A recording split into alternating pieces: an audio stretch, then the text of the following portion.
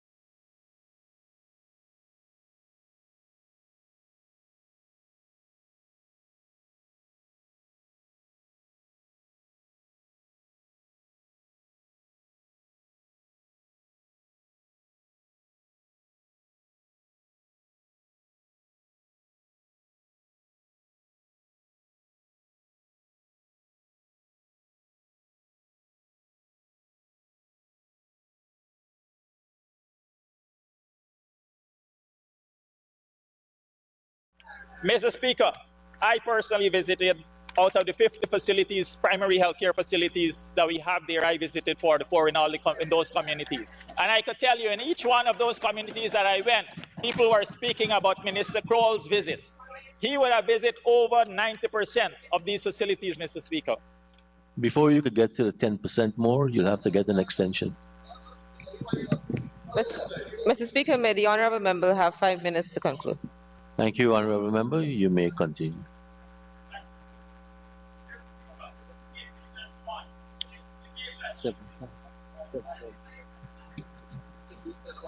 The major achievements in Region 1, Mr. Speaker. They have started training for the first time. Nursing assistants are being trained there. And Mr. Speaker, across the country, we would have nearly doubled the number of community health workers. They have 6 dormant, non-functional facilities were reactivated, including Blackwater, Savannah, Barbina, 5-Star, Cookrit, Taswini, and St. Asclin. Mr. Speaker, I invite the member to visit these facilities. 10 facilities that never had community health workers that were there but non-functional because they didn't have staff, now have 2 community health workers each. Screening for eye problems are done. And Mr. Speaker, as we speak, patients from Region 1 are getting surgeries in the National Ophthalmology Hospital, the same hospital that was non-functional under the APNO AFC. Mr. Speaker, the Maruka Hospital. The Maruka Hospital now has a functioning theatre, and over 60 patients have already had surgeries in the operating theatre in Maruka. Mr. Speaker, they also have ultrasound facilities and X-ray. Mr. Speaker, 100% of those primary health care facilities have better services and provide more diagnostics.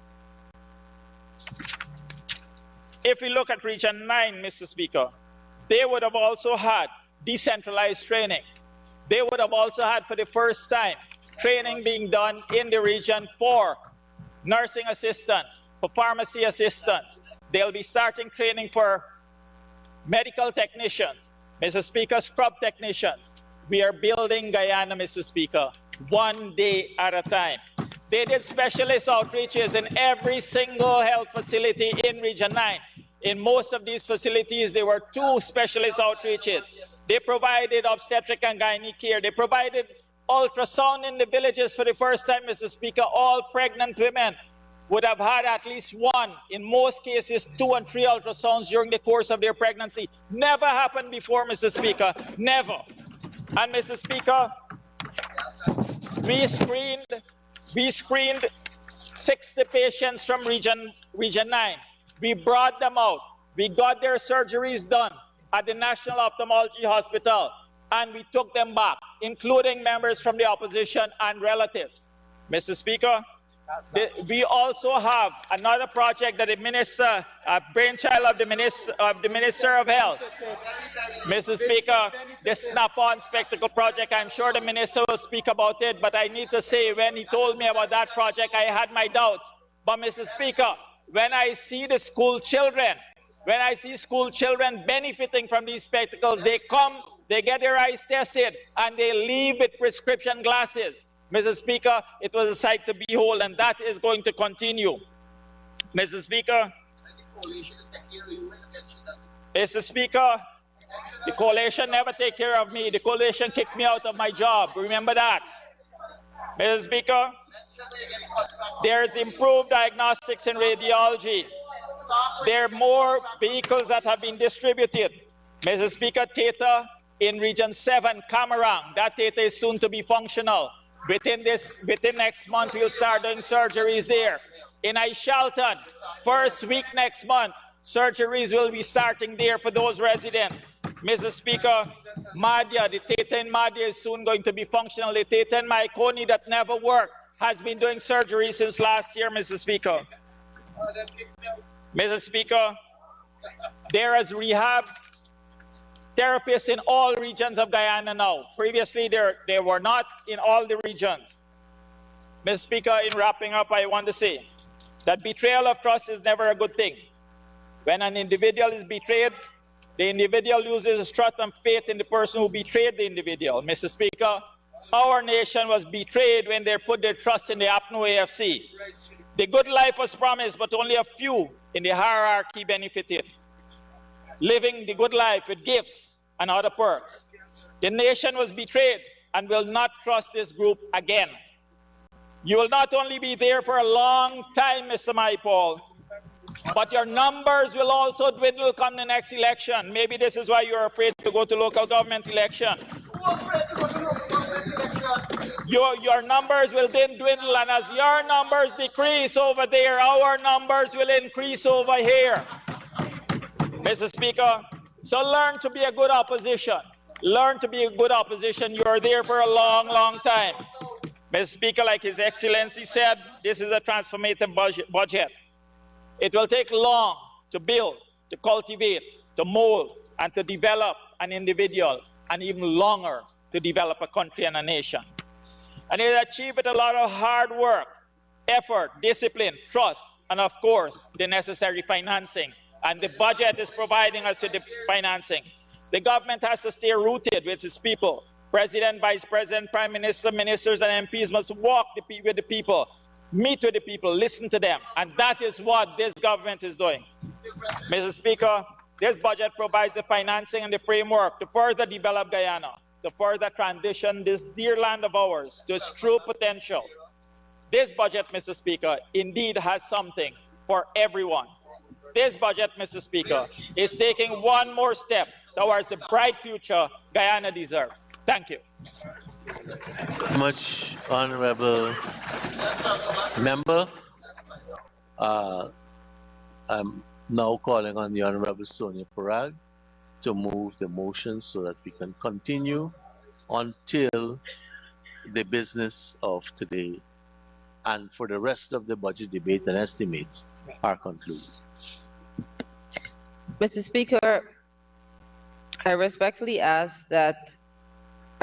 rise to move the suspension of Standing Order 10.1 and 10.4, and that this resolution of the 12th Parliament to allow us to proceed during the debate and consideration of the estimates to go beyond 8 p.m. every day until the business of each day is completed.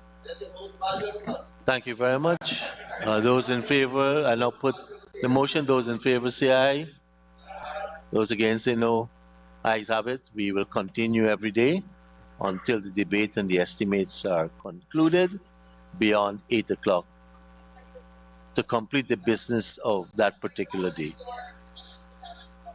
Honorable member, we now invite the honorable member, Ms. Natasha Singh Lewis, to make her contribution.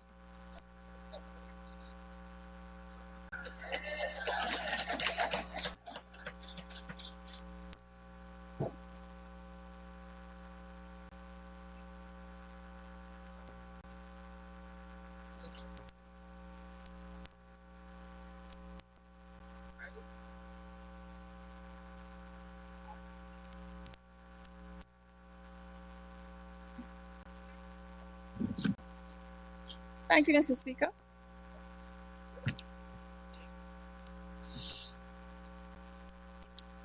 I cannot believe some of the things I heard from the Honorable Member Mahadio just now. But, sir, I wish to state that he has actually said to us in not so many words what One Guyana means. The opposition and their families are not entitled to be taken care of by the health system of Guyana. That's what he said. He even took care of the members of the opposition and their families in this National Assembly. Sir, how more low can we get? How more low can we get? I would have expected, you know, some level of maturity from that member. He's a doctor. He's been in this house for a while. He's been in the political arena for a while. I am so disappointed. Frank, don't get involved.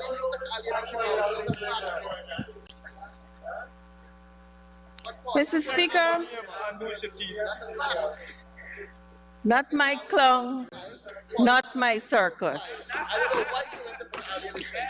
I rise today to add my contribution to the 2023 budget by thanking God Almighty for life and His mercies. Gratefulness is an innate behavior of mankind, all of us.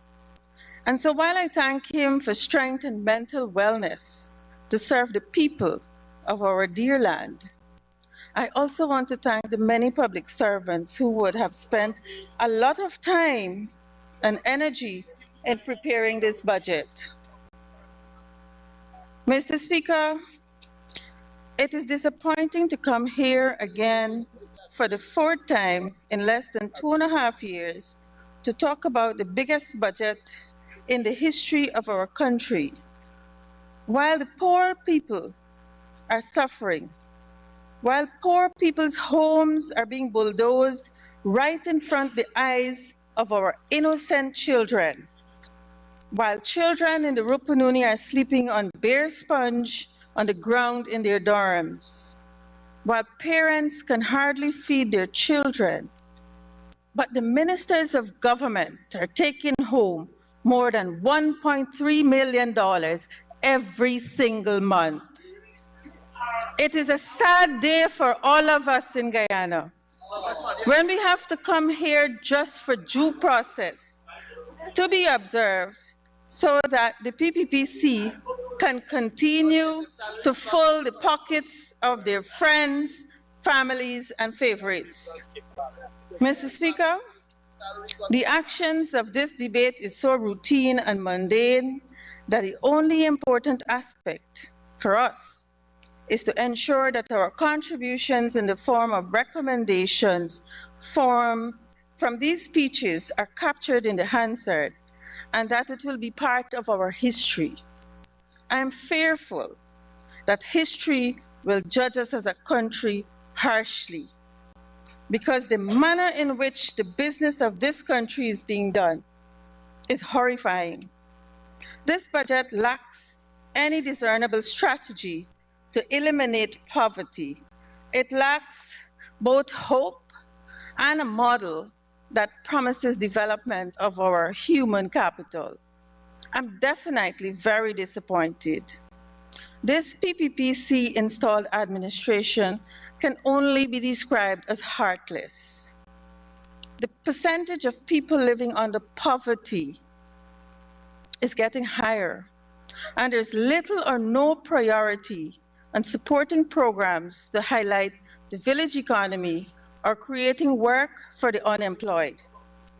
And please don't tell me about the part-time jobs for $40,000 per month. Is that the PPPC employment mechanism? Sir, that is a demonstration of the level of disrespect they have for our Guyanese people. That is a handout without thinking about the future of our people. Our people is who will determine where we go. Is this how we are improving the lives of our people today? With part-time jobs, sir?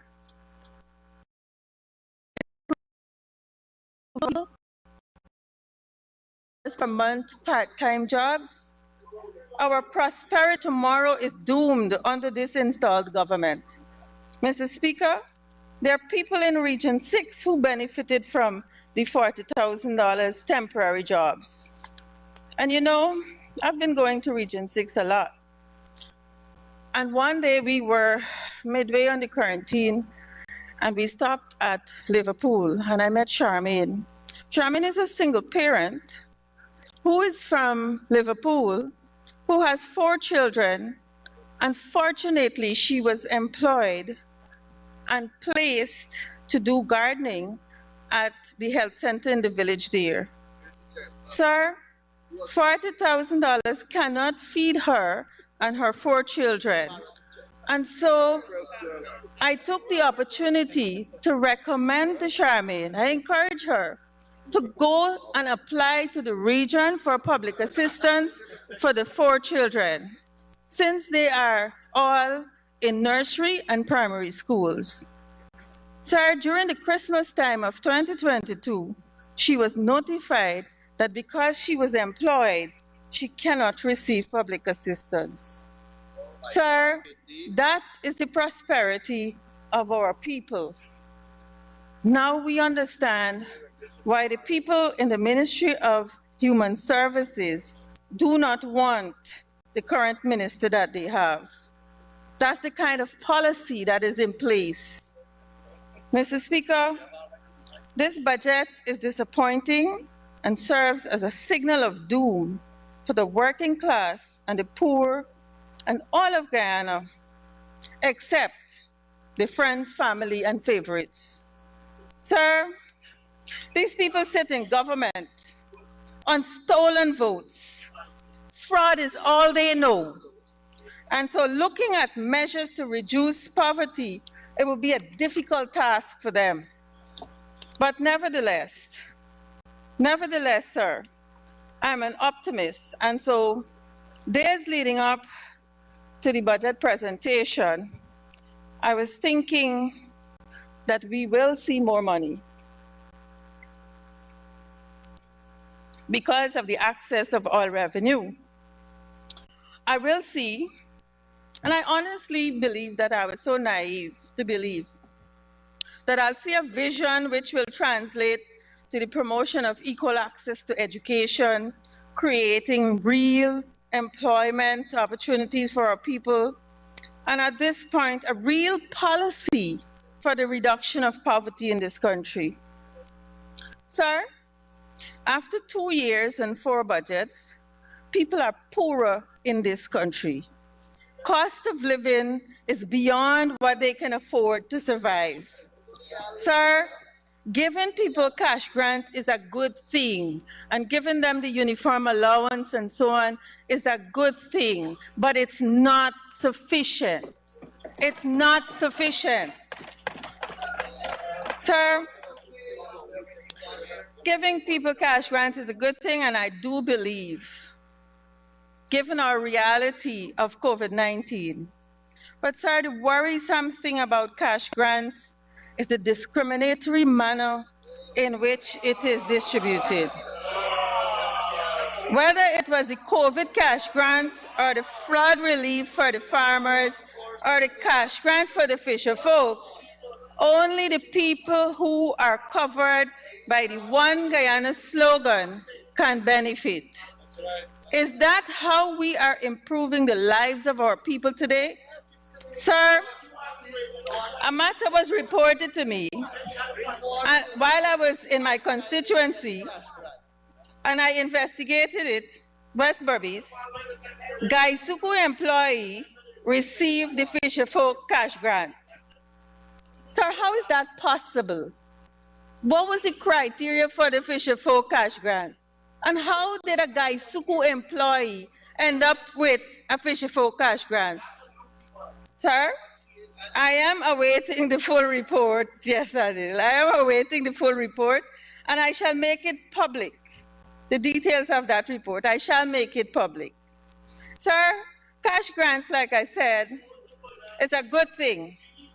It is a good thing as a short-term relief measure, but it's not an indication of a long-term solution for poverty. It is not. It is not a long-term solution for poverty reduction. Mr. Speaker, I thought I would have seen by now some of the more concrete measures and the relevant indicators for reduction of inequality in this country. None was forthcoming, and that's me just being naive. Sir, more importantly than all of that, I was looking forward for any strategy or policy that aims at promoting political inclusion.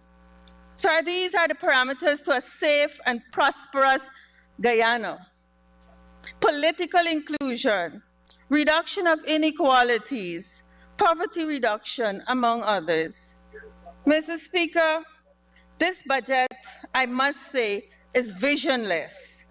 What are the indicators in this budget that suggest that at some point, while being an oil-producing nation, we will be a unified Guyana, where all of our diversities, given that we are multi-ethnic, multicultural, where all of our diversities are embraced, where equity is promoted, and decision-making processes at all levels, including the political level, results in equal opportunities and benefits for all of Guyana.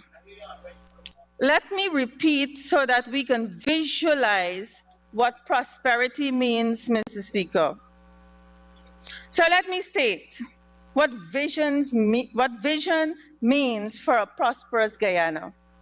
A unified Guyana where all of our diversities are embraced, where equity promoted and decision-making processes at all levels, including the political level, results in equal opportunity for all Guyanese. Sir, the people who are promoting One Guyana can use that as a vision for Guyana instead of the current slogan. You can actually take out action points from that vision and achieve tolerance and cohesion in this country. Mr. Speaker, we on this side of the House have been articulating to the international community and the world at large that what we are expecting and we're experiencing as One Guyana, what actually we're experiencing, Mr. Speaker? Divide and rule, allocate the resources to friends, family, and favorites, while lawlessness returns and crime is spiraling out of control. Sir, every week, women are being killed. The number of children suffering and not being reached by the current system, and in each region, the cases are overwhelming. Sir, in Region 3, for example, Region 3 and 6, the cases of school-age girls who have been sexually assaulted and raped has increased significantly. Is this how we are improving the lives of our people, sir? How could we use words such as prosperous to describe this budget? How, Mr. Speaker? I know the 10% who are friends, family, and favorites will become prosperous, and the 90% of us will remain in poverty. That is so unfair. And you know, Mr. Speaker, in all of this, it is the children who suffers the most when things like this happen. I'm deeply concerned about the state of our education system and its impact on the future of our children. The policy shift in the direction does not position us as a country well at this time, especially since we are battling the effects of COVID-19 on us all, particularly our students, teachers in the classroom, and of course the educators in the departments in the regions, standing strong to hold the system together. And I really want to pause to thank those education officers in all of the regions who I have noticed in the public domain, they have been under attack by teachers, whether it's justified or not. You know, I've worked with some of them, and I know how difficult it is to hold it together in the department when things are escalating in the schools. Mr. Speaker, we in this House must hold this installed government accountable for the direction in which this sector is heading. There are too many heads, and the education train is speeding away, downward spiraling, and out of control in its direction, while very little is being done to salvage the situation. Let me explain, Mr. Speaker. In this House a few days ago, Honorable Dr. Ashley Singh, who presented the budget, said that an education system that delivers a modern model, an adaptive learning experience is an imperative to realizing His Excellency's vision of a world-class education for all. Improved access, quality, and relevance are essential to raising Guyana's human capital to the levels needed to advance and sustain the eminent transformative economic and social development. He said that, end of quote. Mr. Speaker, that is excellent. I think that's an excellent goal on paper. But hear me out, because I want to demonstrate that what I would have said earlier, and that is, I'm deeply concerned about the state of education and its vision going forward. Sir, the differing views on the long-term goals pose great problems for Guyana because of the weak leadership that cannot transform this sector or this nation. Sir, while Dr. Singh mentioned the President's vision for world-class education, he did not give us the full statement of His Excellency. He omitted, deleted, lied to us when he did that. Sir, I recall... You're saying the Honorable Minister lied to us?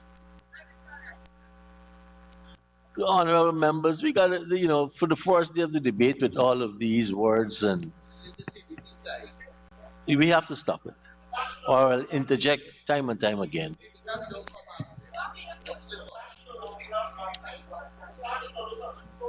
Go ahead, Honorable Member. Thank you, sir. I don't mind you interjecting, sir. I don't mind. But if you continue to abuse the standing order, I'll stop you. That's all right. Okay. Sir, the differing views on the long-term goal poses great problem. The Honorable Minister of Finance was being untruthful to this House when he made that statement. Sir, I recall that while the President was at the 77th United Nations General Assembly last year, I remembered he made a statement. But let me tell you what a DPI report dated September 20th, 2022 stated. It says, while President Ali delivered remarks as the chair of the Transforming Education Summit, the head of state stated that as part of Ghana's effort to strengthen the education system, his government plans to increase its expenditure by 20%. This, he said, was necessary due to the implications of the pandemic on the education system. Sir, this was September 2022, just around the time when they would have completed the half-year review of the sector, and about the same time Budget 2023 preparations was being done. Lo and behold, we are here today faced with a budget for the sector that is only $94.4 billion, which is approximately only 12% when His Excellency promised the United Nations 20%. Mr. Speaker, is this incompetence, blatant untruths, disrespect? Okay. Disrespect is one here we got in the right?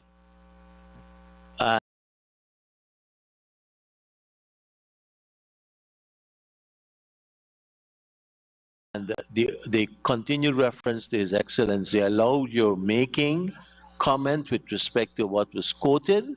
That was fair. But now you are interpreting and giving an opinion of the president to influence the debate. I wouldn't allow that. Okay? I wouldn't allow that. And I was waiting to hear the time frame of this 20% increase. If it was promised within a... Yes. Go ahead now. I'm sorry, his statement didn't give a time frame, sir. Yes. So it's hard to call untruth, disrespectful, and things like that. Go ahead. Sir, I will just say that this is the level of incompetency that we have here. Sir, my own thoughts my own thought of the statement that was made at the UN Assembly. The fact that we have a budget which is 8% less of what was promised or stated. Sir, for me, my own thought, that is a reflection of the infighting that is not recorded, that is not placed on Facebook, but it is the PPP power struggle and the infighting manifesting itself into government's business. 12% of this budget, sir, it begs the question, what exactly is the vision for education? When you can allocate that miserly sum to the sector, that is the main vein of our country. Sir, at this point in time, I would like to remind the Minister of Education of her own words in this House in her last budget presentation. She said, and please guide me here, sir, because I want to quote, this is a quote from the Hansard, what the Minister of Education said. She said, "Do not hoodwink, mislead, and be dishonest with the people who are looking to you for leadership." End of quote. Today, I wish to return those same sentiments to this installed government and to advise them to be truthful. Tell the people that the government has no clue on how to transform education and that nepotism is one of the gears swaying the education train out of control. Sir, all of us in this House should be held accountable and must never seek to deceive the nation. Mr. Speaker, I concur that 2023 education budget allocation should have been 20% of the national budget, so as to create the change necessary to continue the transformation of education in this country. Sir, what is the vision of this country? And I keep going back to the vision because we only been hearing about one guy and we have not heard what that translates to. And so I keep asking, what is the vision for this country? What should we expect as a nation by 2025? Mr. Speaker, we didn't have to go very, very far to research economic development for this sector or for our country. If only we had done a little bit of research, we'd found that the Caribbean Community Strategic Plan, they would have recognized that the human resource development is vital for our social and economic prosperity, regional integration, building resilience, and sustainable development. Sir, this plan could have contributed to sincerely addressing our human resources development in this country, and it's available for all of us to have. Sir, the unwillingness of this government to go above and beyond to address sincerely the development of our human resource should be a crime. Mr. Speaker, allow me to focus on what's happening across the education sector. Sir, let me tell you what their own budget said to us in the last 2 years. One, the 2022 goals for students scoring 50% or more at NGSA was not met.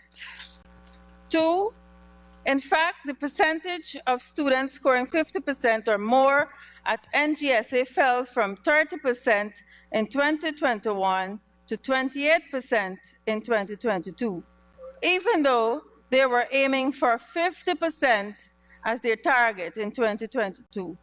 Sir, where is the value for money? In almost every area of performance in primary education, and to some extent secondary education, the percentage fell. They did not meet their targets. Similarly, the percentage of students with passes from grades 1 to 3 for 5 subjects, including math and English, only grew by 2%, from 30% to 32% when the target was 52%. This reality, sir, this CXC reality, is clouded and hidden by just a few students who managed to write 20 and more subjects at CSEC. This is so because the media debate is then taken over by how many subjects students should write, and when the real issue is the hundreds of students not passing math and English at grades 1 and 3. In my opinion, sir, that should have been the debate rather than people who are writing 20 subjects and more. Sir, let us note that the budget was a large one last year, but the change in results was minimal, and that is cause for concern. If we look at the matrices on our performance in 2029, that is the APNU AFC 2019 and 2018, if we can go back to that here, you can see that the government spending more money now. This government is spending more money now than what we spent in 2018 and 2019, and the results are woefully unacceptable at this time. And so we ask the question, what is different? We have more money, we should see better results. That's our expectation. What are we seeing? 43.1 billion for education in 2017, worst pass rate in math in 2019 was 39%. In 2017 versus 34% in 2022. So if we had less money in 2017 and we gave 39% pass rate, we have more money in 2022 and the pass rate is 34%. So something is not adding up, something is not right. The education sector performed much better in terms of delivering results under the APNU AFC with far less resources, and that is given to the sector. Mr. Speaker, you know when I looked at the budget, I looked for measures in place that would provide ease for the poor people. Not only the poor people, the disadvantaged people too, sir. There's a particular unit in the sector that is dedicated to serving our children with disabilities, the special education needs and disabilities. I have noticed when I look at the indicators in 2023, 2022, and 2021, I have noticed that the performance has dropped significantly. And so outside of the numbers given in the budget documents, I decided to do an investigation. I decided to speak to people. And what I found was some serious challenges, sir. To date, only the Sophia Special School has a practical instructional center in this country. There's a breakdown in testing and diagnosis of learners and time taken to process the results. This impacts the preparation of the individualized education plan. Sir, how one caters for needs of learners with cerebral palsy in the mainstream schools as well as special needs schools? I do believe that extensive training is needed, and it appears that we are losing our teachers, our trained teachers and practitioners in this area. Sir, currently, the non-academic standard does not cater for all categories of SEND learners. Will this year's budget address these deficiencies, sir? I am hoping when the Minister of Education speaks tomorrow, she would spend some time to tell us about the challenges and what the education system intends to do, because we want to create equal opportunity for our children in our education sector. There's a need for more skill-based programs for learners with SEND. We should move in the direction of employing medical personnel for each SEND school or center. More SEND teachers are needed, as well as officers to better impact Ghana's special ed program. More training is needed to equip SEND teachers to better cater for the needs of our learners. Sir, when we commissioned the SEND Center in Region 3, we thought, that was one step in the right direction. It is important for us to understand that we have children with disabilities across the length and breadth of this country. And so 1 or 2 centers is not good enough. And I'm saying this at this point in time because this is the kind of infrastructure that we can put in place as an oil-producing nation. And I'm saying again that the 12% is insufficient, particularly for this kind of special needs infrastructure that is needed. And honorable member, at this time you'll need an extension. Comrade Speaker, I move that the honourable member be given 5 minutes to conclude her presentation. Thank you very much. Honorable member, you may continue to conclude.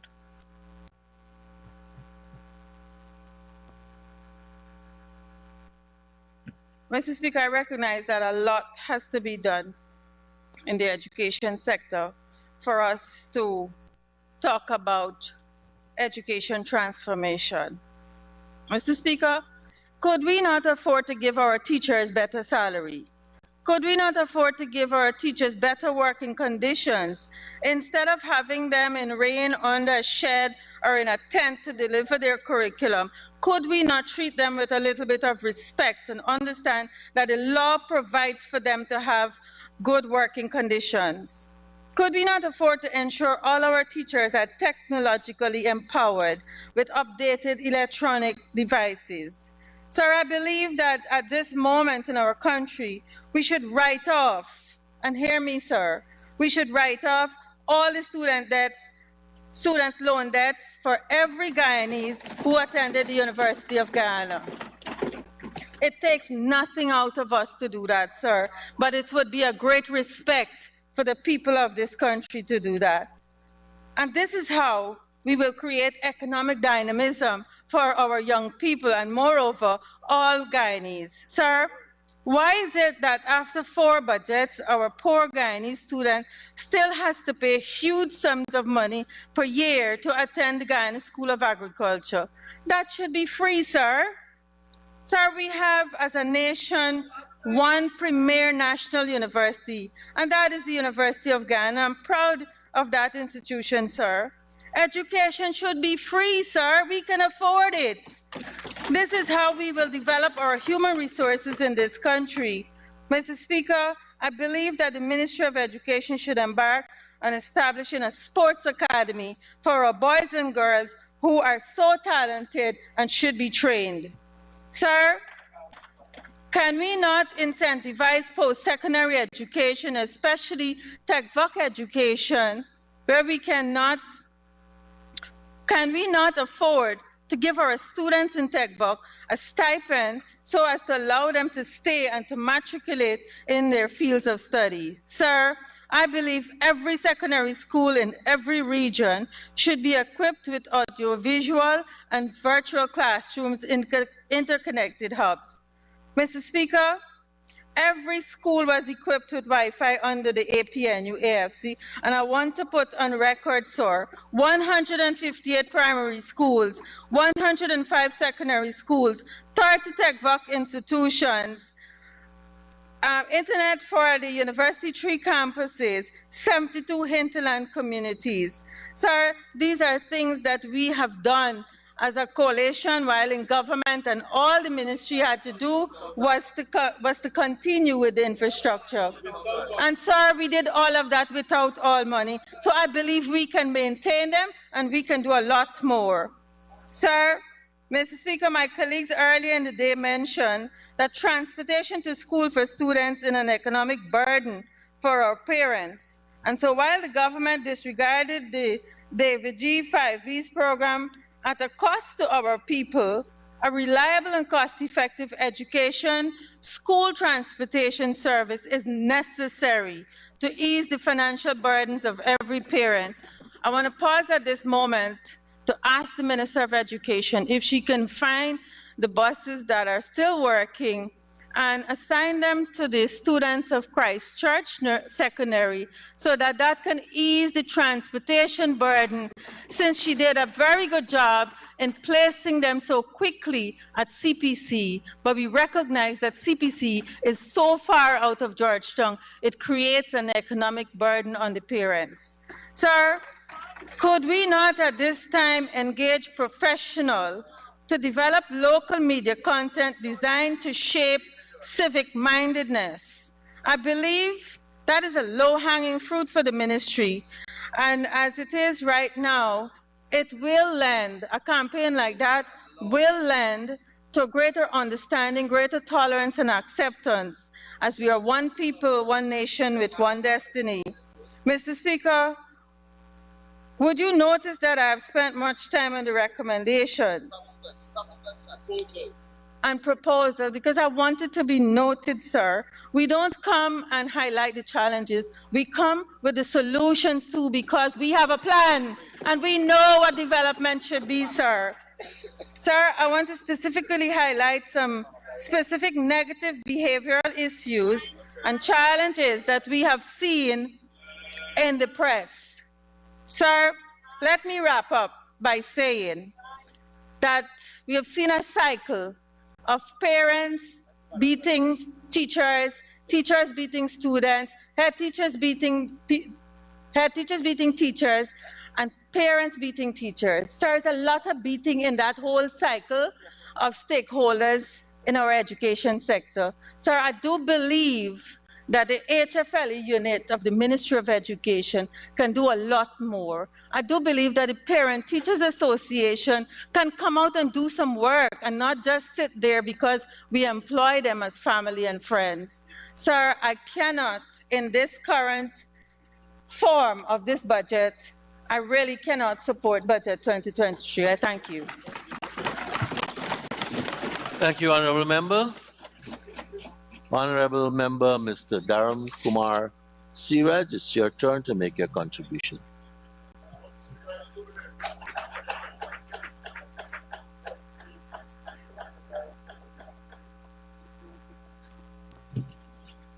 Thank you.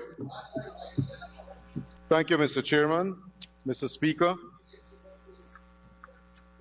for allowing me this opportunity at this hour to make my presentation on Budget 2023 as presented by the Honorable Minister of Finance, Senior Minister within the Office of the President with responsibility for finance.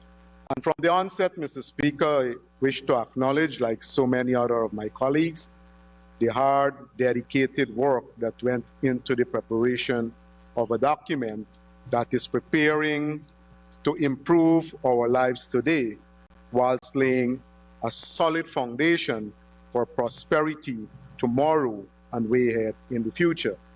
And Mr. Speaker, this budget is following a trend that is long established by this government, the People's Progressive Party civic government. And it has measures in place that are totally unrelated to election cycles. And I say this because sometimes in planning budget, politicians would look at what to do to make you the most popular party at the time of elections. On this side of the House, Mr. Speaker, the PPP civic government is concentrating on building a solid foundation for generations to come. And if you look at the budget also, especially in the big projects, the transformational projects, some of them have started, some will start this year, some will start next year. Many of them will be finished long after 2025, and the impact will not be felt by our voting population. But that is not of concern to us. What is of concern for us is that we are putting and laying a solid foundation for prosperity of all our people. In 2020, Mr. Speaker, it was our plan for the budget team, it was our plan for prosperity, protecting our people in a COVID-19 environment, strengthening democracy and the rule of law, incentivizing growth and job creation, enhancing welfare. That budget, Mr. Speaker, was $29.5 billion. And indeed, that period was very challenging. The 2021 budget of $383.1 billion was that spoke about the path to recovery, economic dynamism, and resilience. Again, recognizing the challenges that the global community would have been faced with in a post-pandemic era, COVID pandemic, and then we see continuation of different strains of COVID virus, so the challenge is still there. In 2022, steadfast against all challenges, resolute in building our One Guyana, a budget of $553 billion. And this year, Mr. Speaker, 2023, improving lives today, building prosperity for tomorrow. Mr. Speaker, I just bring this to our attention so that we can appreciate the continuation of our policies and programs towards bringing about a better life for all our people. Mr. Speaker, it will be remiss of me if I don't address some of the issues raised by members of Parliament on the other side. And first of all, I would like to clarify what Honorable Member Dr. Mahadeo would have said, because it was definitely interpreted wrongly by the Honorable Member who spoke before me. Dr. Mahadeo was talking about the increase in providing, well, the eye care treatment for our people in hinterland communities. And he said that citizens benefited, members of the opposition and their families benefited, and rightfully so.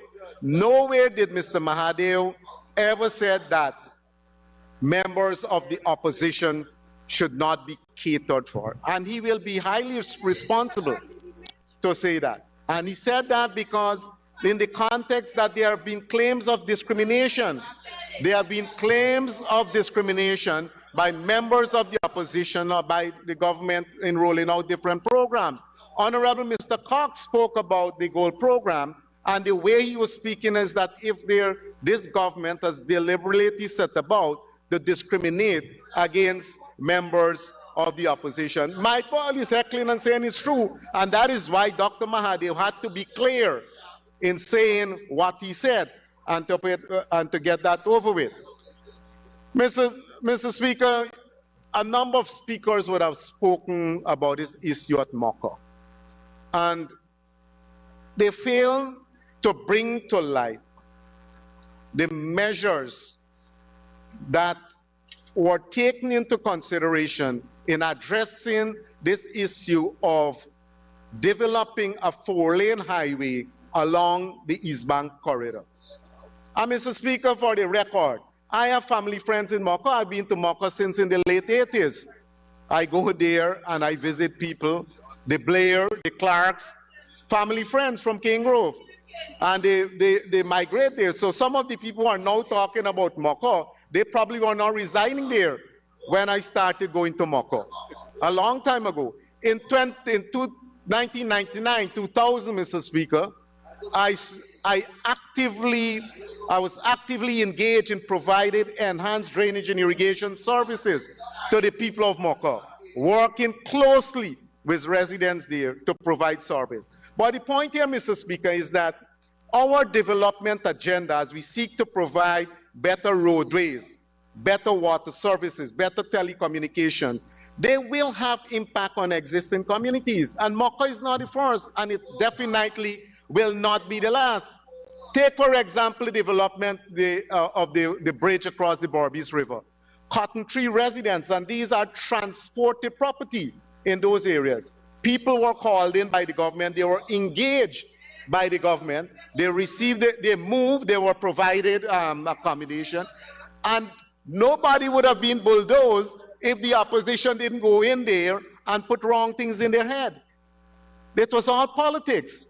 And Cotton Tree, when they went there, they moved the people. I was personally engaged in the Parfaith Harmony Access Road, when His Excellency the President was Minister of Housing. I engaged on his advice a rice farmer by the name of Mad, who had lands across the area there. And I asked him, if he can donate the land to the government, and I argued with him that putting a roadway through his land will increase the value of this land. And this is a transported property. And Mr. Madu came up to an arrangement with the Ministry of Housing at that time, and now we have the busiest access to Parfait Harmony through lands that was once owned by Mr. Madu. Currently, I think the Attorney General Office is engaged in an advanced way with people who own land where this 4-lane highway from Schoonard to Crane is going to come out, and also where the gas to shore project is going to pass through leased land and transported land. And people will give up their lands in recognition of the developmental trust of the government to address the issue of transportation congestion, to address issue of drainage and irrigation, to address issues of energy, communication, and all of that. So the people of Moko who had to be moved were doing so in a peaceful manner. The Ministry of Housing laid out a number of measures, giving them transported property, helping them with building and all of that. And the politics step in. Politics of really stymieing development. You know, it's all in the little league mentality. And if we were thinking big, we would have a better and greater appreciation of what needs to be done. Mr. Speaker, we heard about this issue of poverty getting higher. Where is it coming from? Where is the study? Poverty, of course, was mentioned at 42%, but the way it was mentioned by one of the honorable members is that if this was last year or this year, that was in 2019. The issue of healthy food, that study was done in 2020. No, it was done in 2018 also. So it is not that the issue of poverty and access to good food, all these indicators are moving in the right direction because of the investments that are being put into by the People's Progressive Party administration. Mr. Speaker, an 8% increase in public servant. The record must show, Mr. Speaker, that in 3 budgets post-2020, the People's Progressive Party would have increased public servant salary by $38 billion. Now, juxtapose that against 5 years in the PNC, when they would have increased public servant salary by $27 billion. 78%, Mr. Speaker, on a small amount doesn't mean much. If you increase 78% on $1, it's a small amount. And that is why I call numbers so that we can have an appreciation. In 3 budgets, we increased it by $38 billion. The PNC took 5 years to increase it by $27 billion. And Mr. Speaker, next year is going to be better. The people can rest assured about that. Mr. Speaker, I spoke about this issue of the healthy diet. This was a study that was done by the UN, and the report is called The State of Food Security and Nutrition in the World. And this is not now. This is not now. Mr. Speaker, the issue of co-op. The Honorable Member, Madam Desir, would have put it over as if the Honorable Minister Joseph Hamilton was going after co-op for the dissolution of co-op. He merely said that there are co-ops existing that are not functioning, and they have acres of land tied up either in a one-man show or in a family operation, depriving the genuine members of these different co-ops the right to own or beneficially occupy these lands. And there's nothing racial about that, Mr. Speaker. There are a number of co-ops in this country that are mixed, very mixed. Some of them dominated by one race over the other. A very good co-op is the Virgin Nugen Rice Co-op. And that co-op is functioning, and sometimes it needs help along the way. And I think the minister was raising this issue primarily from the position that this government is prepared to make budgetary allocation to assist in providing better services for co-ops. Mr. Speaker,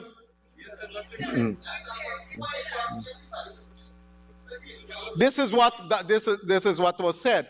Mr. Speaker, another issue we have to address also is this matter that was raised by a number of speakers, including member of the Public Accounts Committee, Mr. Mike Paul, Honorable Member, I think, Mr. Jones, also raised this matter of the Public Accounts Committee.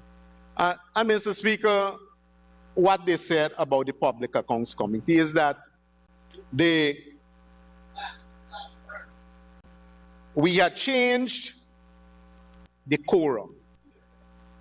Mr. Speaker, in this National Assembly here, every year we change laws, we update laws, we bring legislation to make our legal agenda modern and to address new issues. A lot of these laws are old and outdated, need updating. We even had a recent discussion on the hemp legislation. And democracy mustn't be for the opposition, Mr. Speaker. Democracy got to be for the government also. There must be democracy for all of us. And if there is a change in the quorum, and I don't know why the members of the opposition are complaining by something which they perceive to benefit the government, and then they are saying they will be the government. They should lie low if they will be in the government because it will benefit them.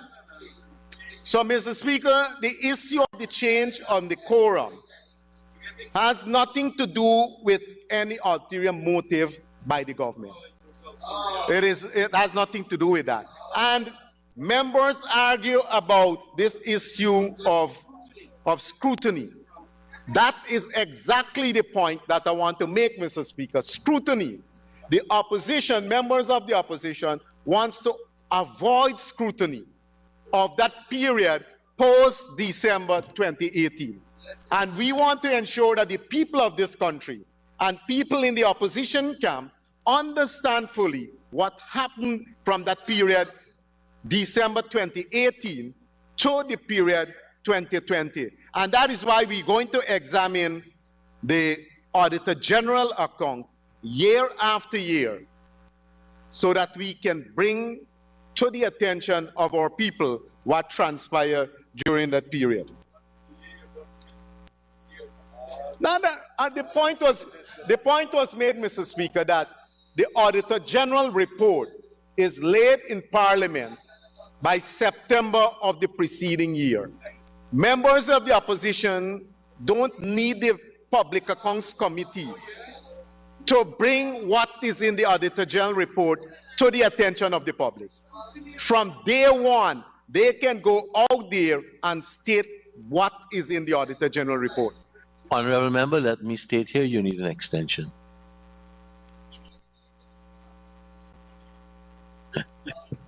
I would like to ask that the Honorable Member be given another 5 minutes to conclude. Thank you, Honorable Minister. Honorable Member, 5 minutes to conclude. Thank you, Madam Chief Whip. Thank you, Mr. Speaker. Mr. Speaker, I listened attentively to the Honorable Member, Mr. Jones, when he made his presentation. And Mr. Jones sought to lecture to this government here about issues of good governance. And he sounded very good, like a born-again person. And I was taken in by his presentation. And so I started thinking about what Mr. Jones is saying, and I realized that Mr. Jones has his own agenda.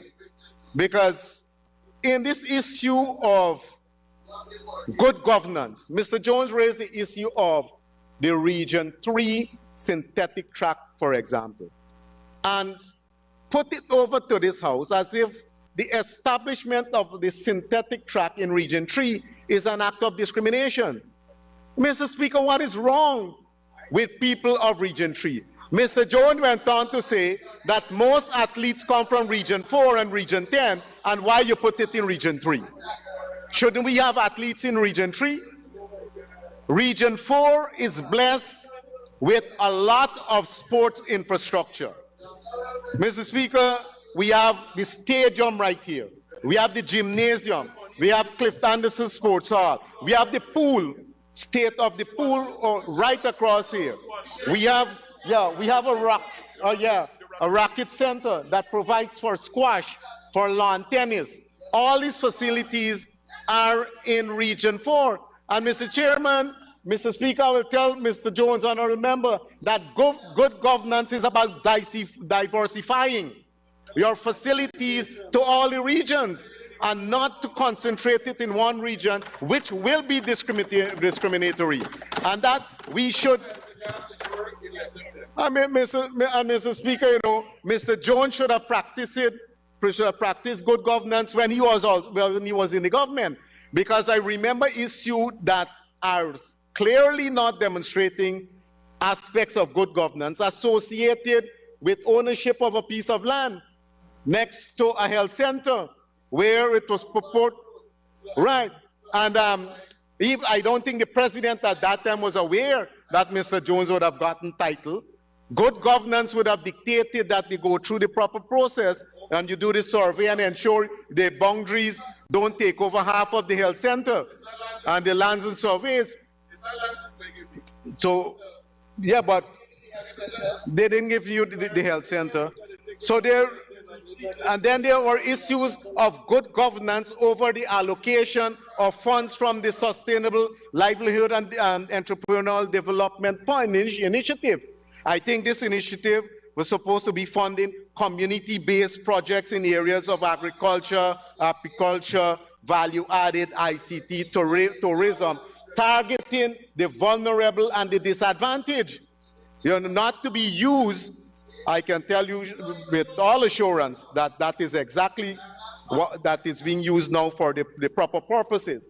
So, Mr. Speaker, when we talk about good governance, we must not forget the past and what we used to practice. And if we want to make recommendation, we must make recommendation, take into consideration what we did, and apologize to our people for the wrongs that we would have done, whether willingly, knowingly, or unknowingly, and then move on, and then come and make recommendation to the government on how we can move forward. Mr. Speaker, the issue on what the president said. The president, when he spoke, the honorable member raised this issue about 20%. The honorable member was not clear whether the president spoke about a time frame, whether the president was speaking about the 20% on the current allocation, or whether the president was speaking about 20% of the budget. All these are very unclear in the honorable member's presentation. And what we are certain about is that year after year, more and more money will be going towards education. Right now, education, Mr. Speaker, is 94, I think education is $94.4 billion of a just over $700 billion allocation. Mr. Speaker, that is a huge chunk of the budget. I will be the first to admit it's not enough. It's a work in progress. Wages and salary is $107 billion, Mr. Speaker. $107 billion of a $781 billion budget. It is not a small chunk of the overall budget by any means. Mr. Speaker, disposable income, I want to touch briefly on that before I yield the floor, sir, with your permission. Just to say that salary adjustment alone will see the realization of $3 billion more disposable income for people. Income tax threshold, moving from 75,000 to 85,000. That will be releasing a total of $3.3 billion to taxpayers and taking 12,000 people out of the tax-paying bracket. Mr. Speaker, the We Care program, all these are geared towards helping our people in terms of disposable income. $8.6 billion going towards parents and the school-age children.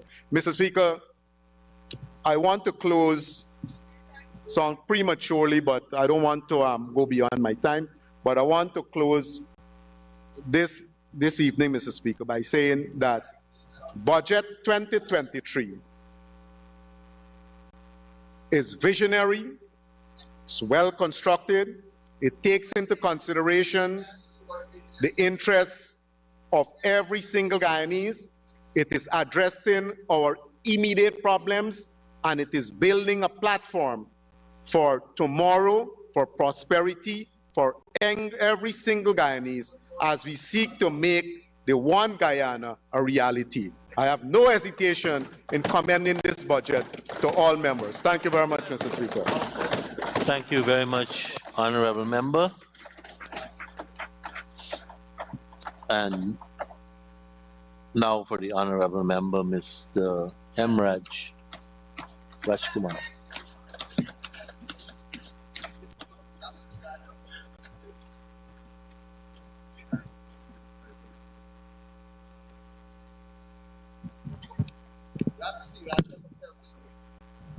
Thank you very much, Mr. Speaker. Mr. Speaker, I have listened to the budget speech presented to this August House by the Honorable Minister, Dr. Ashni Singh, on the 16th of January, 2023, under the theme, Improving Lives Today, Building Prosperity for Tomorrow. The 2023 budget is touted to be the budget that addresses immediate needs of our citizens, while at the same time investing in the future. Mr. Speaker, the 2023 national budget, amounting to $781.9 billion, is the largest budget in our history. This is no surprise. We expect that this year's budget would be larger than last year's, since we are accustomed to have budgets larger than the preceding year. And of course, we have the revenue from oil amounting to $208.9 billion, and also the sum of $31.3 billion from the sale of carbon credits to help finance our spending in 2023. We are told that Guyana's economy is the fastest growing economy in the world, with the contribution from oil.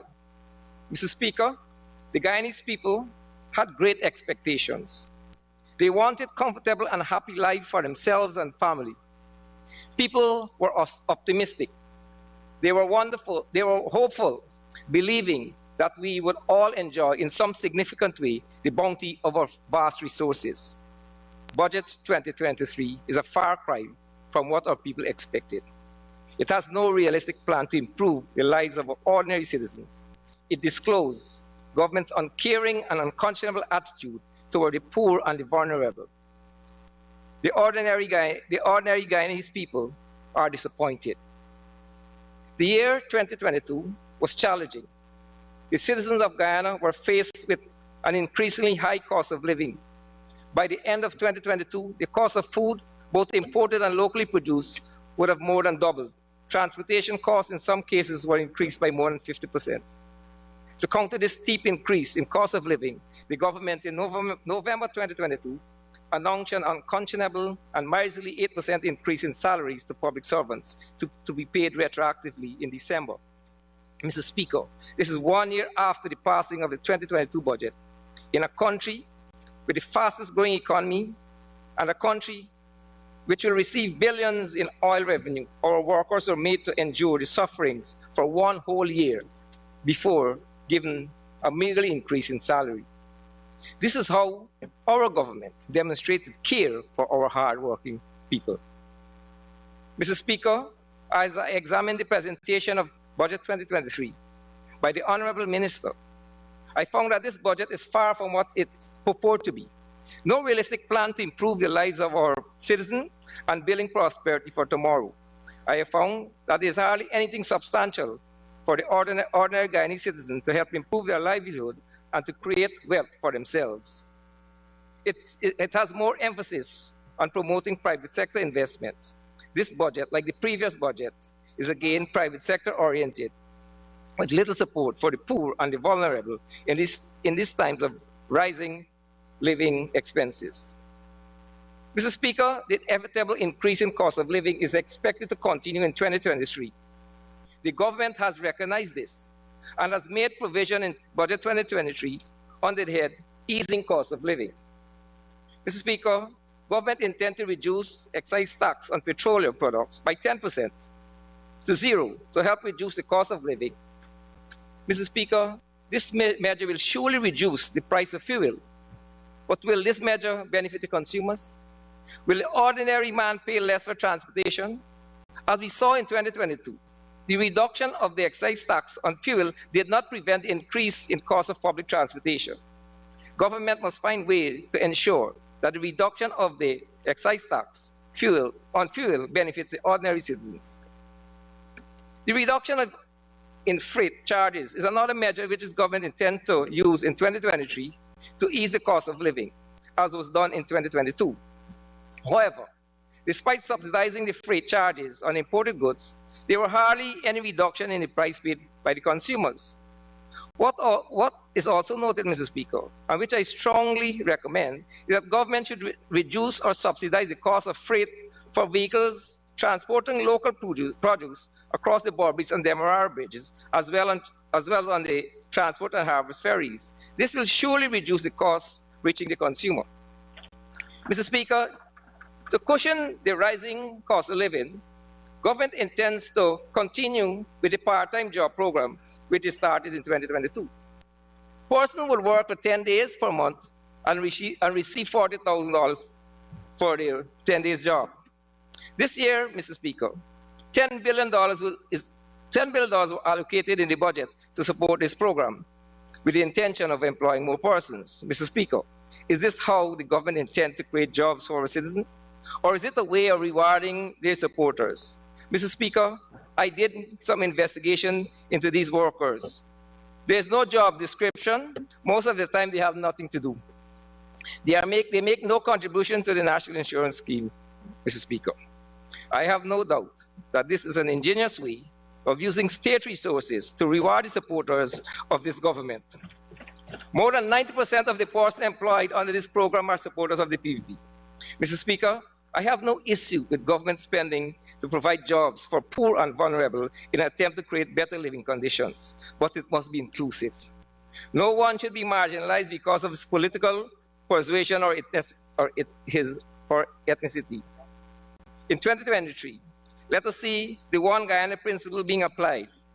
With the $10 billion allocated under this program, I call on the government to select persons because they are citizens of Guyana and are equally entitled to benefit from all government programs. They must not be rejected because of their political alliance. Honorable Minister, the Honorable Minister announced that government again this year has set aside the sum of $5 billion for additional cost of living measures to be determined from the ongoing community engagement. There are no clear indication again, Mr. Speaker, as to what this sum would be used for.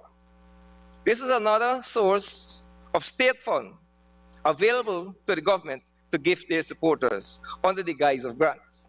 $5 billion in the hands of government to do as it please and no question asked. Mr. Speaker, the Honorable Minister has announced that this year, the monthly public assistance will be increased from $14,000 to $16,000, an increase of $2,000. Old age pension will be increased from $28,000 to $33,000, an increase of $5,000, a far cry from the $50,000 that was promised by this government in their campaign. Mr. Speaker, the aged and the vulnerable will accept the crumbs thrown to them by this government because they have no alternative. But in a country with the fastest growing economy, with billions received from oil, is this the way we show gratitude to the elderly and care for the vulnerable? An increase of $5,000 in these times of high cost of living will have little or no impact on the life of these persons. Mr. Speaker, government should have considered giving the elderly and the vulnerable much more than was announced. Mr. Speaker, we ought to have done better for elderly and the poor in these times of high cost of basic food items, where the cost of basic food item has skyrocketed. We have the resources and we can afford it. Let's do it. The Honorable Minister has announced this year that income tax threshold has been increased from $75,000 to $85,000, a mere $10,000. Mr. Speaker, income tax threshold should have been increased to $100,000 to have a significant impact. If my calculations are correct, the saving resulting from the present measure would be between $2,500 to $2,800 per month. How effective would this be to counter the rising food prices? Mr. Speaker, what about the person earning $225,000 per month and above? Why were they not considered for income tax relief? Government should have revised the calculation to tax charge of income at a rate of 25% on the first $170,000 per month, and thereafter 30% on the remaining sum, instead of the present 28% and 40% as currently used. Mr. Speaker, with a budget of $781.9 billion, every single Guyanese ought to benefit from these measures. Mr. Speaker, one of the effective ways of cushioning the effect of rising costs of living is the reduction of the value-added tax. Citizens over the years have been calling on government to reduce VAT. The APNU plus AFT government fulfilled its promise made to the Guyanese public when VAT was reduced from 16% to 14%. At that time, AFC government was not fortunate enough to have the proceeds of oil to support its decision to reduce VAT. But it was done knowing it will benefit our citizens. Today, Mr. Speaker, despite the continuing rise of cost of living and the expected exponential increase in earning from oil, this government has failed to consider reducing VAT by even 1%. Mr. Speaker, reducing VAT by 2% would have made a significant impact in increasing the impact and easing the burden currently faced by our citizens. With our economy growing at a very fast rate from proceeds from both oil and non-oil sector, there should have been no hesitation by this government to reduce VAT by at least 2%. University students, Mr. Speaker, and potential university students are again disappointed. They are still waiting for the promise made to them by this government to make university education free. Again, Mr. Speaker, university students are finding it's very challenging to meet the cost of their education. The Honorable Minister has announced that in 2023, the government will spend $1.8 billion to provide free education for students under the Gold Scholarship Program. Nothing is wrong with this, Mr. Speaker. It is a good thing to assist students to educate themselves. But when will the Honorable Minister explain to the university students why they were not considered for free education again this year? Will the Minister explain to these students why they were not even considered for a reduction in the cost of their fees? Are UD students not equally entitled to free education as the Gold student? Explain to us, Mr. Minister. We want answers. Mr. Speaker, it is very inconsiderate for this government for 4 years to deny students of our university free education. It's time to give our students what they were promised and what they deserve. We can afford it. Let us assist our young people to prepare themselves for the bright future we all anticipated. Mr. Speaker, we were told that UD students are recipients of PSM scholarships by the Honorable Minister Parag. What I want to know, is it all the university students receiving PSM scholarships? I know it's not so. So let us consider those students that has to pay.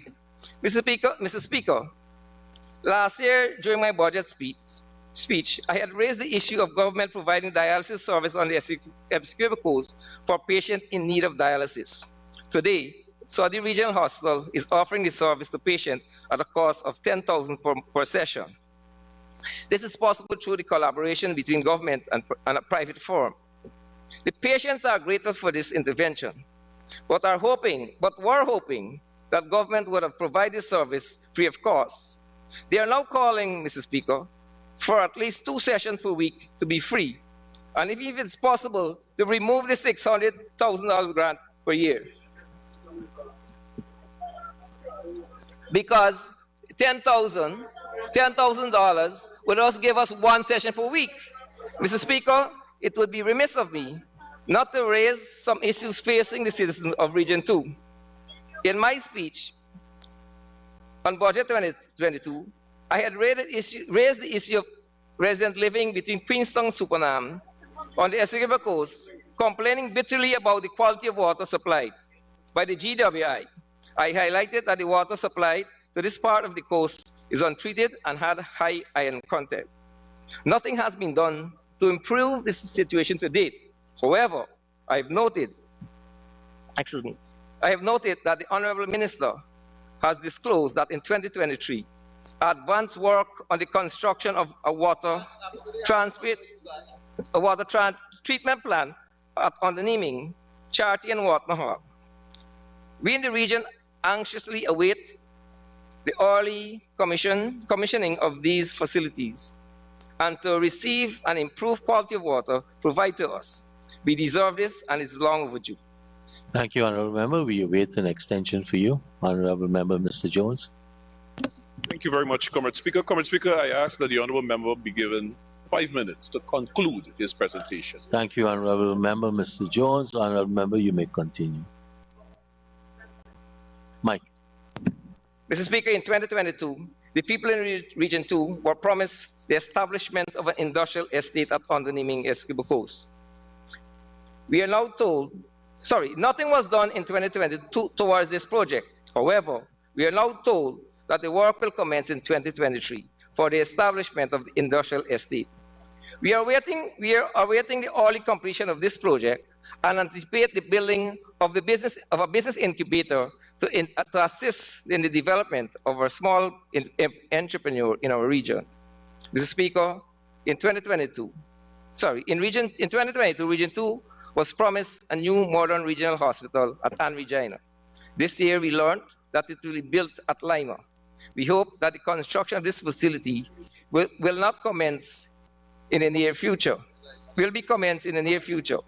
Mr. Speaker, last year I had indicated to this House that the main road from Charity to Supernam has started to deteriorate and call on government to effect remedial work. To date, little or no work has been done to correct this situation.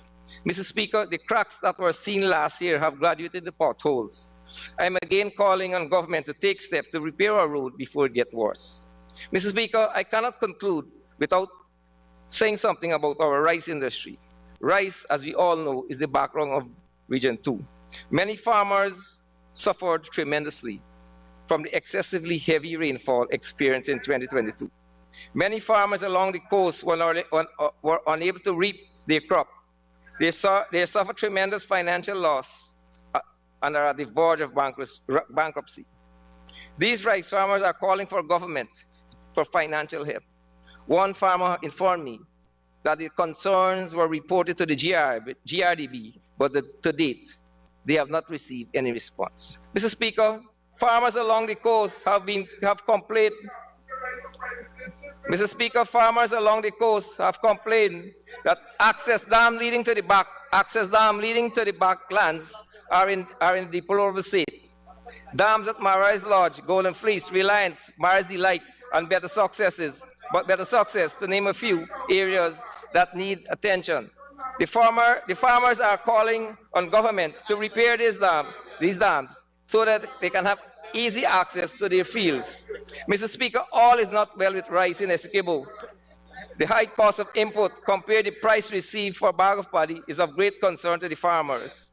Farmers appreciate the effort made to secure new markets.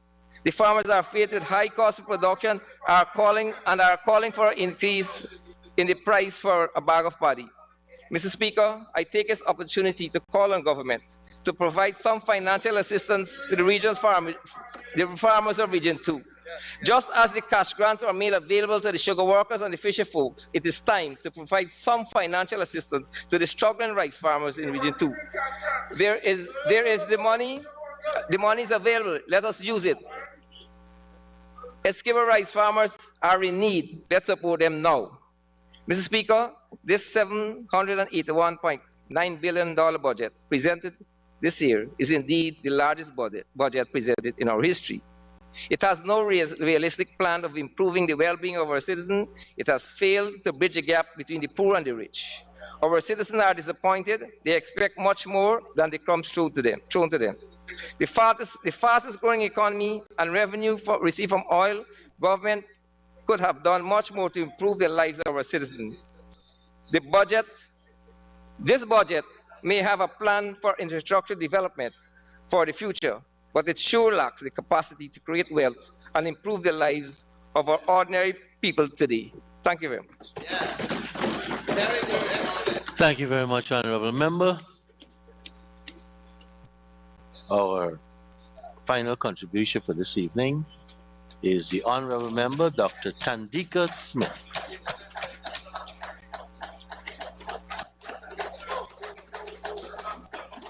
Honorable Member, you may proceed.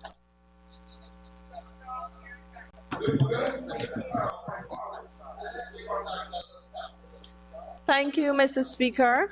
Mr. Speaker, as I rise to give my support to Budget 2023, I wish to express my sincere gratitude to the Honorable Minister Dr. Ashni Singh, Senior Minister in the Office of the President with responsibility for finance, and his hard-working team for preparing yet another historic budget. A budget that will definitely continue to solidify the foundation of work set by the PPPC government when we took office in late 2020, and one that will definitely lead us to prosperity. Mr. Speaker, many may ask, what is in this budget for me, or how would my family and I benefit? Well, the answer is simple, because like every budget presented to this Honorable House under the PPPC government, growth and development of our country and its people always take precedence.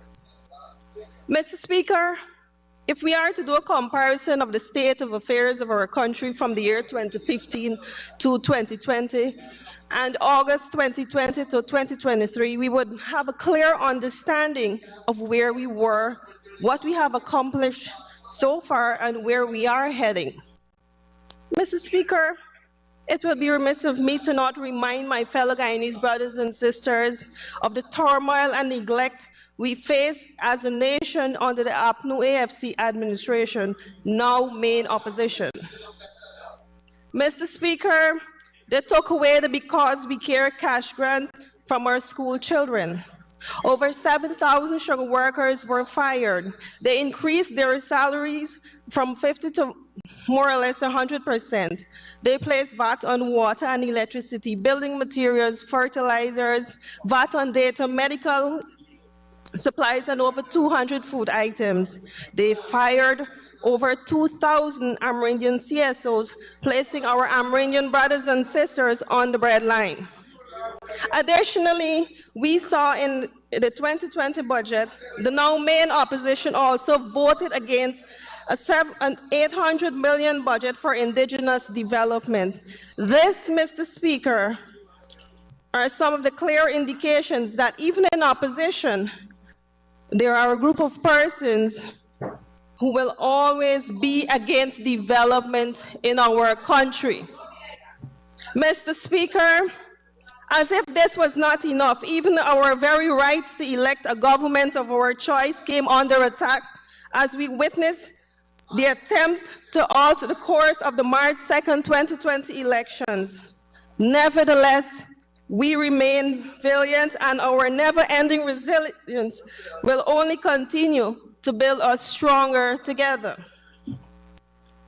Mr. Speaker, as time would not permit me to examine all that which we have accomplished thus far as a government since we took office in 2020, indeed there is much to be proud of and even more to look forward to. Already we have seen the Because We Care cash grant reinstated, and this year it has increased to $35,000 per school child. The school uniform grant has now increased to $5,000, which will see our children in both the public and private schools receiving a total of $40,000. Mr. Speaker, our senior citizens of pensionable age can now enjoy an increase of their old age pension along with VAT-free water and electricity. Mr. Speaker, we continue to see that over 200 food items, VAT were removed from over 200 food items, and Guyanese are now able to enjoy same.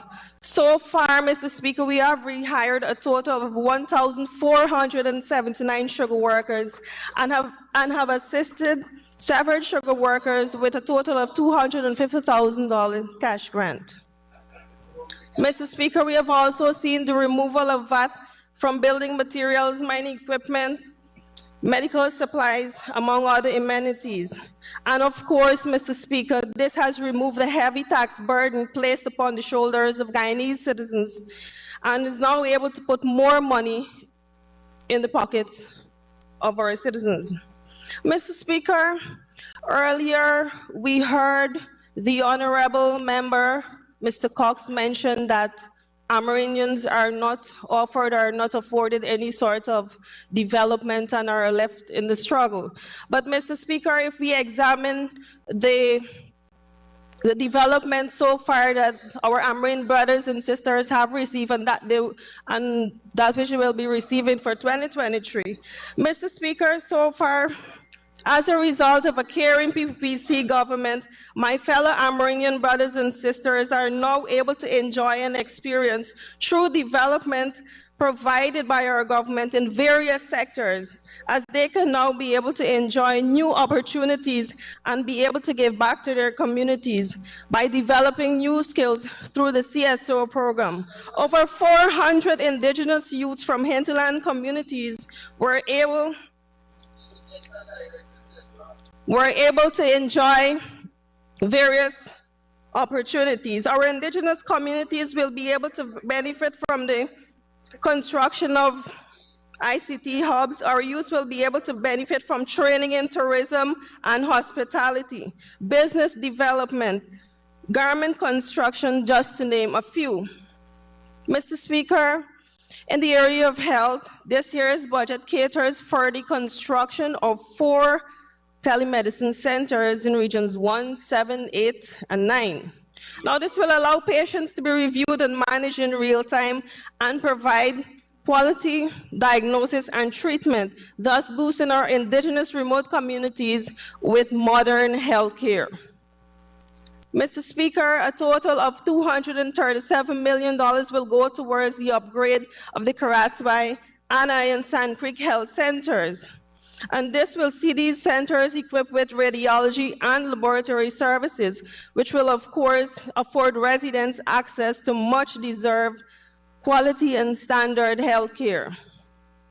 Mr. Speaker, our health facilities in the hinterland were also able to benefit from the injection of human resources, and for the very first time, residents in Shulinab, Whitewater, and Monkey Mountain will be able to have access to a resident doctor within their respective communities.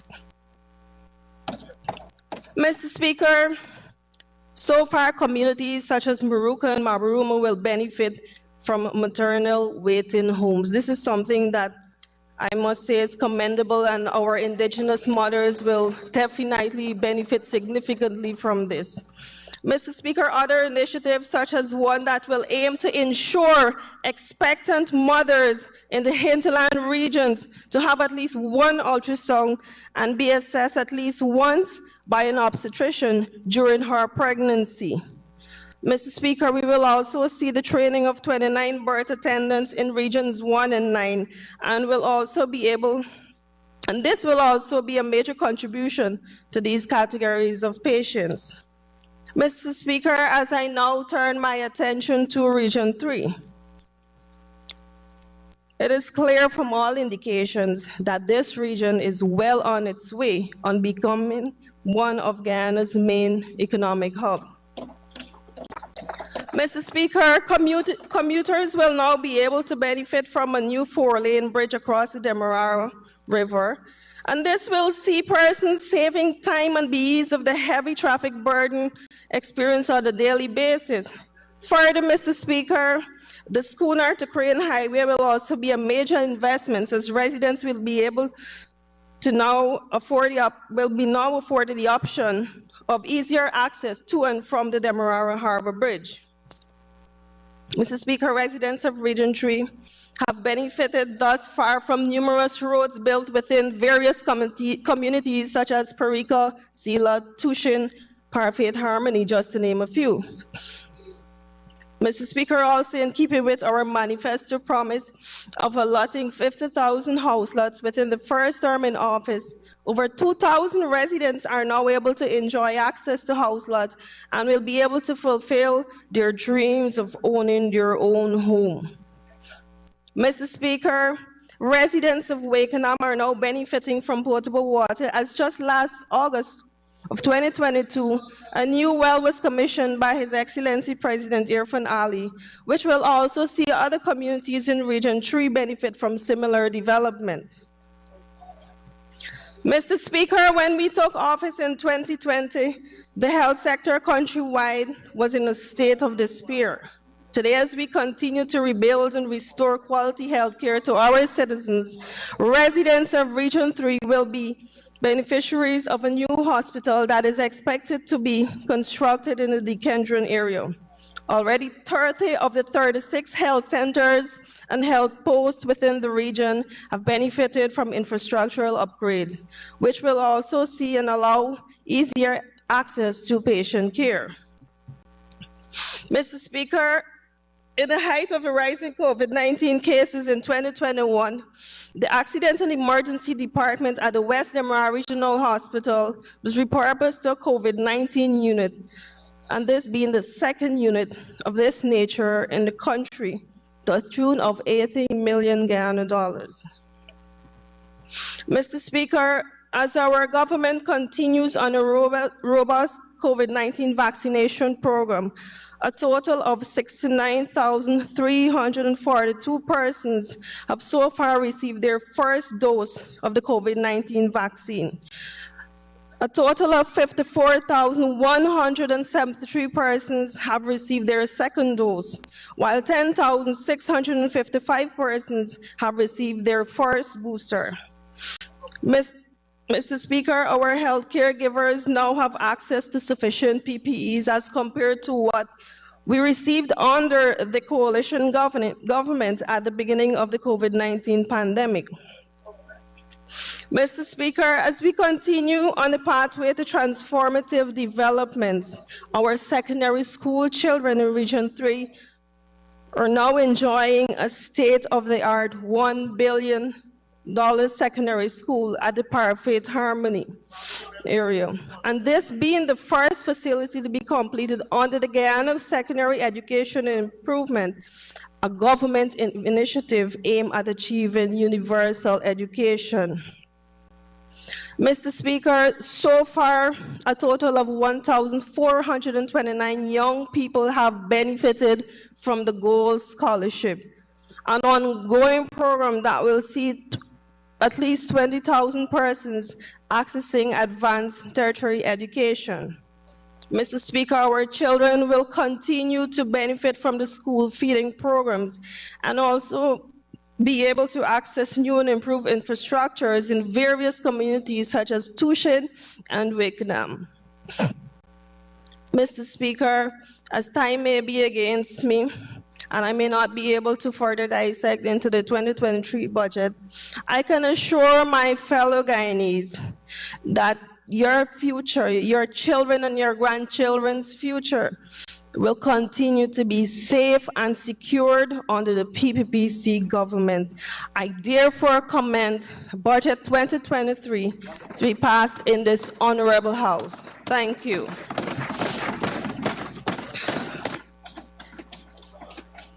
Thank you, Honorable Member. Honorable members, this concludes our business for today. It's a good time to take the adjournment until 10 a.m. tomorrow. Honorable Member, Mr. Yes, sir. Honorable Acting Prime Minister, Sir. Nandla. I ask that we adjourn, sir, the assembly until tomorrow morning at 10 a.m. Thank you, honorable members. The assembly stands adjourned until tomorrow at 10 a.m.